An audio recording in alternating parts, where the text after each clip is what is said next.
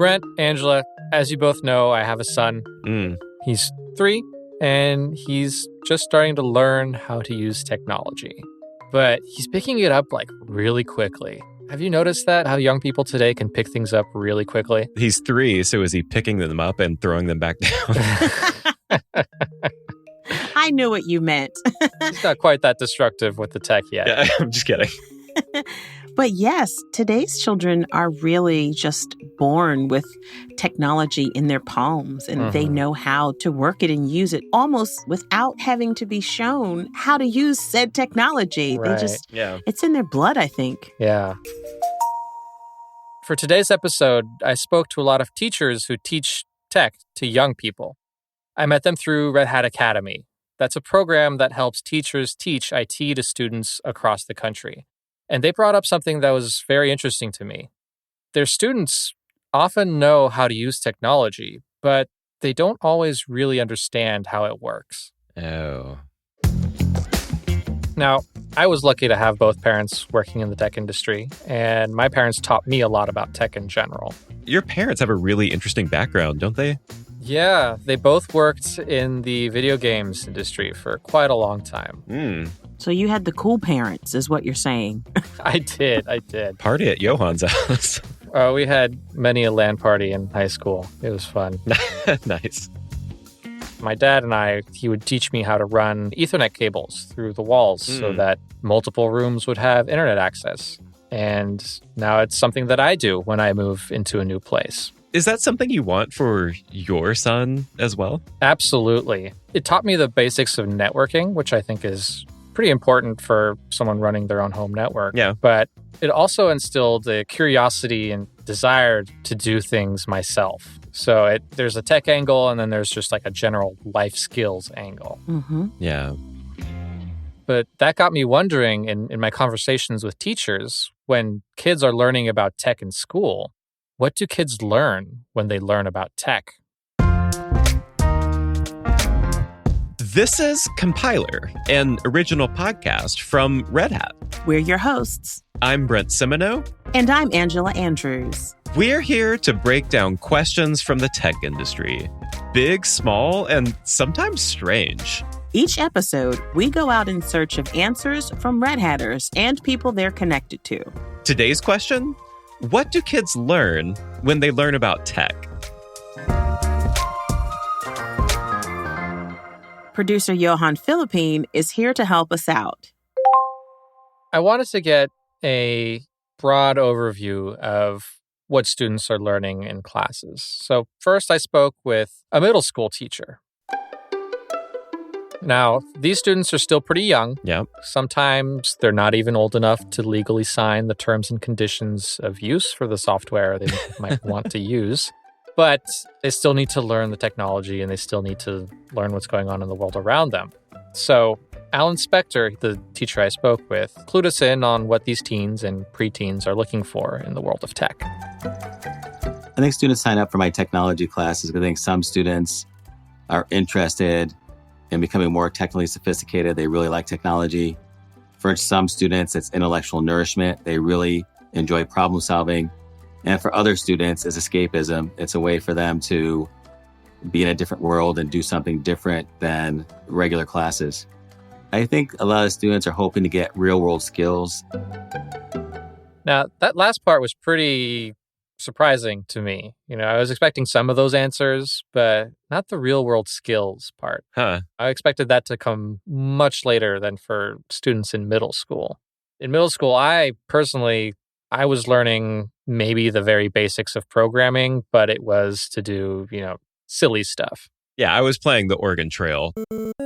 That was about all I was doing on the computer. Well, I'm dating myself, and I don't even know if I used a computer in middle school. So there's that. Yeah. Well, but what about technology more generally? Was that a thing that you were interested in at that time? I guess to some extent. Yeah. I mean, folks were starting to have computers in their homes, and it just became a little bit more prevalent. I'm sure we had a computer class. Like, we actually had a class where we worked on computers. I'm sure we did. It's just that I just don't remember it in middle school. But It was becoming very popular and prevalent at the Yeah. time. So with that, you were curious about, well, how does it work? Well, how do you use it? Well, what can you do with it? Yeah. Yes, the game part is totally awesome, but yeah, it was just one of those things that a lot of folks were really curious about in middle school. Yeah, we always had a computer, like a personal computer in our household. Like my mother was pretty computer savvy. You know, she taught me how to type. She taught me how to do like DOS commands and play like games on the computer and stuff. And I think that's where like a lot of my interest in technology started. Real world skills are part of what the students want to get out of Alan's technology classes. But that's not all that they're getting, especially since a lot of them aren't very familiar with computers. Wait, that surprises me, Johan. How so? I just think of technology as being so ubiquitous now. I think I just, for whatever reason, think about kids being really just tech savvy. Well, it's one thing to be exposed to the technology and being able to pick it up very quickly when you have access to it. But Alan is a teacher for a Title I school. These are schools that receive additional federal funding based on need. And so a lot of these students haven't had the same access to technology, maybe that I had when I grew up. And another interesting point that came up in my conversations is that the world of technology has changed quite a bit. Some students have never interacted with a keyboard and a mouse before because desktops became really popular for a while. And then as tablets and Chromebooks and these cheaper options and smartphones came around, parents weren't buying desktops at home anymore. So the whole mouse and keyboard is kind of being phased out of a lot of homes. And so Alan is more interested in teaching his students to be comfortable with technology. It's more about teaching them to be more technically sophisticated. The more technically sophisticated they are, the easier it'll be for them to intuit what to do next. For me, it's like a journey, and I just want to help them become more technically sophisticated. So as they grow and as technology changes, they're not afraid and they're able to have perhaps a head start in life. It's about getting these students familiar with the tools and processes of technology so that they can focus on the actual work that they want to do rather than, having to struggle with the tools with which they want to actually build something. In some ways, it's more about like learning how to learn something than it is like just learning X, Y, and Z skills. Yeah, I think that's exactly it. To Alan, these tech skills, which he teaches in his computer classes, he also teaches them in his quote unquote regular classes, right? He's also an English teacher and he's teaching his English students how to use, say, Google Slides to make their presentations on books and stuff like that. Man after my own heart. Mine too. I think what they're gaining is superior problem solving skills, and they're learning to like take a problem apart and be able to put it back together. They're also learning how to follow directions, take notes, and they're also learning the satisfaction of, hey, if I can't solve a problem right away, and it might take me more than a day, when I do solve it, the exuberance you feel when you figured something out. Again, Alan really emphasizes getting his students to know enough about the tools to be brave enough to try things that succeed or fail. And that's very useful in working with the at times temperamental world of technology, but it's also useful in the oftentimes temperamental world at large. And it helps the students become creators at a very young age. Yeah, that's an interesting distinction because I think so much of the time we are, or we can be, consumers of technology rather than creators of technology or producers of technology.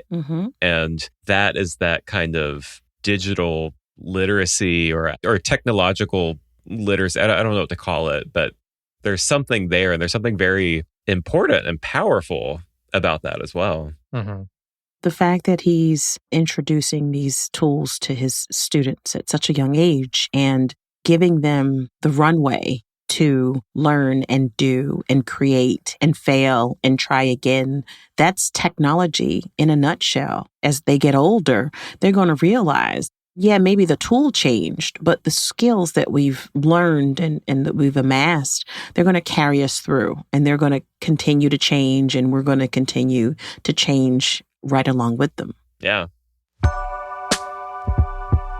So we started with middle schoolers, right? Yeah. Preteens and early teen years. They're kind of just getting into the world of IT. My next guest, he's a high school teacher. Okay. In high school, the students, they're kind of in the throes of figuring out who they are and what they might want to do with their lives. Very early stages of that. And I feel like I'm still in that stage. yeah. We go through cycles, right? Yeah. Well, for high school, Mark Smith is there to welcome his students with open arms to the large world of IT. And he shared with us what motivates his students to join his classes. You have some that sign up because they like IT and they know they want to work there. You have some because their parents know that they want them to work in IT. You have some that they like to game, and computers are good for gaming, right? I think you have a range of reasons why they sign up. You know, it's still fairly similar to the motivations that Alan shared for middle school students, but it seems like there's a little bit more direction to their desires, right? I mean, some of them are much more kind of career focused at this point, if not necessarily saying that they know exactly what they want to do with their lives. They're thinking like, oh, this would be maybe a cool thing for me to learn long term, right? Yeah. Or maybe their parents want them to work in IT. Yeah. I also imagine like whether that's what your parents do or not, you know, like working in IT can be a really good job. So I can imagine either your parents, no matter who they are, what they do, pushing you in that direction, or you yourself knowing as a high schooler that that's a great career to have. Exactly. Yeah. There are good salaries to be had in IT and tech. And as a parent, you know, I will admit I tried very hard to get both of my kids interested in technology in one way or another. Yeah. You know, I understand that as a parent, you want your kids to learn those skills because you know it'll bode well for them when they get out into the job market, but you have to do what you love. Yep. I think part of all that is that a lot of the focus, at least in the wider world of talking about teaching technology to young people, is that it centers around teaching them programming specifically. Exactly. Oh, yeah. And that's not it. That's not all of it, right? It's only part of Mark's curriculum, but it's still a really big part of it. Most of the students know program. Yes, I want to program. So is the most important thing I teach them. Yes. But here's why. I think, one, it's really good to understand programming for just organizational, structural patterns, things like this. I think that's important. I also think it's important because some people go, I do like this. And this is more what I want to experiment with. And some go, I don't like this. I would not want to do this all day long. And for them to go, okay, there's a whole other world out there in IT. It's not just programming. And even the Goldilocks of going, well, I like programming, but maybe not all of it. There's scripting. So there's a middle ground as well that you might enjoy, that you can dabble in, you know, the programming mindset without having to do that full time. Oh, that's such an important point, because like I think part of being young, part of being in high school is like trying a lot of things out and seeing if it is something that you want to do. And I think what he's saying there is that the world of technology is really big. And if you only focus on programming, you're going to miss out on trying things that are also out there. Yeah. Some of these students, you know, they have some direction about where they want to go and what they want to do. And for some of them, it's programming, but for the others, it ends up not being programming. I want to expose them to as much breadth and giving them depth to understand how large IT is. So again, we focus on Python and programming concepts in general and how those all connect. We focus on hardware, which is, I think, you know, quite huge. They build computers in the second class and they build it from kind of scratch. And it's not like they're soldering boards, but I mean, they're putting all the pieces together, building modern computers that are specialized for specialized sources. They're learning basic networking. They're learning how to go into their own home routers and change settings and learn to change channels and what all that stuff means and quality of service. They're looking at what is the operating system and going more in depth. In the second class, it's more about Windows, but they also experiment with Linux and they also experiment with Mac OS. They look at what that does. They look at how to fix a lot of common problems. That's great. That's cool. Right? Isn't that really cool? Like, I'm kind of jealous, to be honest. Like, I'm kind of jealous. Yeah. Like, why didn't I have this in high school? Right? He tells me that even these days, when he talks to a lot of parents of his students, one of the biggest questions he gets is, hey, can I learn this too? Can I take this class? He's a big advocate for adult schools picking up these topics because they're really, really, really useful. Yeah. But also, like, I don't know what your high schools were like, but I felt like there was a lot of, like, for me, like sitting at a desk and listening and learning and taking a test. And it sounds like what he's doing is much more active. They're like building things. They are doing things. Mm-hmm. They're creating. They're doing. Yeah. Yeah.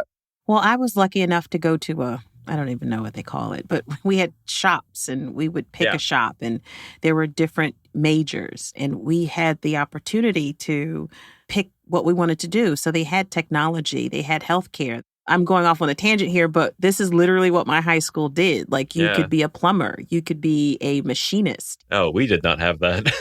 You can go through and you can test the water and see what you wanted to do. Yeah. 10th grade, you'd pick. And that would be your major for 3 years. Huh. And, people were actually certified barbers and beauticians. They actually got a license from the state and started their careers, 17 and 18 years old. Wow. Now, it's interesting that you mentioned that because part of what Mark tries to have his students get by the end of his classes are certifications in IT. Mm-hmm. That's like very practical. He puts a lot of emphasis on balancing the lecturing aspects that you were talking about earlier, Brent, but also doing a lot of the hands-on stuff because some of it is just the best way to teach. Again, just like Alan was teaching in middle school, find out what doesn't work, right? Try something, fail, figure out why it fails, try again until eventually you've got your project put together and something that works. What do we think is like the value of what Mark and what Alan are doing with their students versus learning all this from a YouTuber, for example? Well, they have context. They have curriculum around it. They have someone who's kind of lighting their path, right? And feeding their curiosity. So to have that, to have an instructor there in front of you, teaching you the thing, but also teaching you how to problem solve and figure things out, teach a man to fish type thing. Yeah. Yeah. That's what we don't get in the YouTube era. Like, I agree with you. Can you learn just about anything through YouTube or some sort of online platform? There's a lot of that, but there's something special in having that live interaction and that live instruction and having those questions answered and asking more questions when people say something and they generate more thoughts and more interest. That community around you. The community around you is kind of what gives you that extra oomph. YouTube is great, but being in these classrooms, getting this content is really almost priceless at this age. So we spoke to Alan about middle schoolers and getting kind of an introduction to using technology and being comfortable with it. As the students got a little older, we spoke to Mark about, getting maybe a little bit more direction in their life, starting to get some of those tech skills and kind of figuring out what they want to do, or at least start to think about what they want to do with the rest of their lives. I then spoke to Benjamin Branch. He is an assistant professor at Shaw University. We've graduated high school and we're on to college now. We're on to college. So by that time, the students who are able to and choose to go to college, they probably have some idea of the general field they want to pursue. That's what Benjamin Branch sees from his students. I believe that students sign up for my classes such that they can be exposed to industry level material and so that they can get an advantage when they are trying to move from academia to industry, such that they can begin to speak the language of industry and become literate about things that make them valuable to a company and industry. So already that's a very big change from what we heard from Mark and Alan, right? Yeah. While in middle school and high school, they're building a foundation of IT skills, these college students sound very focused on career skills. Seems like it's also like a matter of speaking the language as well. Like speaking the language of industry is, I think, what he said. Yeah. I try to break it down at a high, non-technical level and then gently bleed down into some of the technical skills that you're going to be able to need. And we don't have time to get down into the depths of every skill, especially in the classes with the freshmen and sophomores. But in the more advanced classes, we do try to get, like for a senior and they want to graduate and get a job, I say, guys, we have to go very, very fast. We don't have much time. And I think I try to help them be realistic, but sometimes to take on a new skill, that sometimes that's like 10,000 hours of practice and study. And we at least try to identify a roadmap that they can get to their desired skill level to try to make the desired level of compensation that they want to make. But that is one thing that I do is try to give them a roadmap, because without a roadmap, you can't make steps to go where you want to go. So Benjamin's teaching his students technical, useful skills, but he doesn't necessarily have all the time that he or the students would like to learn them in as much depth as they're going to need in industry. So he teaches them to then go out and keep learning them on their own. And, that's huge. That is huge. I can tell you that from experience too. Like a semester feels like a long time when you're a student because it's, 4 or 5 months or whatever. Right. But like, it's really not a lot of time. It's really not a lot of time. There's only so much you can do. Yeah, this is really important because he's teaching on the collegiate level. And at some point, these students will be out in the world, and him helping them develop a roadmap as to where they think their career is going to be, that's really helpful because, again, they're college students. They're not out in the industry yet. They may not know what it takes necessarily to get from where they are now to where they'd like to be in their careers. And it's nice that he's giving them, because there's always multiple roads to get to where you want to go. But at least if you have that roadmap, it kind of helps you chart your own course and figure out how to get to where you want to be. So that's really what college is all about, though, right? Yeah. There's like that career roadmap. And then there's also that like skills roadmap as well. I mean, you go to college fully prepared to learn your career, to find a career, to figure out a career. But there's other things that come along with that. They're teaching you the ability to research, the ability to problem solve and troubleshoot. Yeah. And what's really interesting is that all these teachers are teaching these life skills, right? And they're not necessarily doing it overtly, but that's what these students are picking up when they learn all these other things as well. He's really teaching his students to plan ahead and dive deeper on the topics that they're interested on their own. Instead of me trying to tell them, instead of me trying to give them a fish, I'm trying to teach them how to fish. So I have them read the literature, a lot of the news press clippings. I try to help. I don't try to paint the picture, but hopefully from the reading, they can begin to paint the picture themselves. When it comes to the news and the press clippings, that's a little bit more about giving them a sense of what the tech industry is like in the real world. I think there's always going to be situations where you don't know anything, but you should, have the skills to go and search the web and find it. And I think it's called Google Foo or something like that I've heard that people use to where they, they're on the job and they have, so what? This comes up. I've never seen it before. They go figure it out. And I think there's never enough of those scenarios that you can do. I think that is something that we need to do a better job of doing. But, it takes time because I think we have to get students not afraid to go and try new things and get into new problems and maybe do some shadowing of real people who see this thing every day such that they're not afraid and don't have a fear. So by this point, I hope that sounded very familiar. Yeah. These are life skills that Alan, Mark, and Benjamin are teaching their students. We have to use these skills every day in our careers. So, they're literally teaching students, they're wrapped in tech, but these are life skills to figure out how to be curious and, not be afraid. This is interesting. Like, we have so much in common with middle schoolers.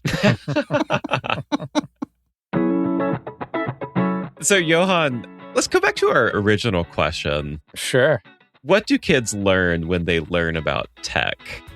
Well, there's the obvious answer, which is that they learn the technical skills to be able to use a computer or the technology that you're using every day. But then there's exactly what Angela was just talking about, which is as they're learning these technical skills, they're also learning life skills. Technology doesn't really live in isolation, right? Yeah. It's all around us. It's part of the world that we live in. It's something that's going to change and be a part of their lives kind of forever, barring the nuclear apocalypse. Yeah, that. Yeah, that. So, listeners, we would love for you to share your thoughts with us about this episode. What are your kids learning in school? How are you introducing tech to your kids? We want to hear about it all. Tweet us at Red Hat and also use the hashtag #CompilerPodcast. We can't wait to hear what you guys have to say.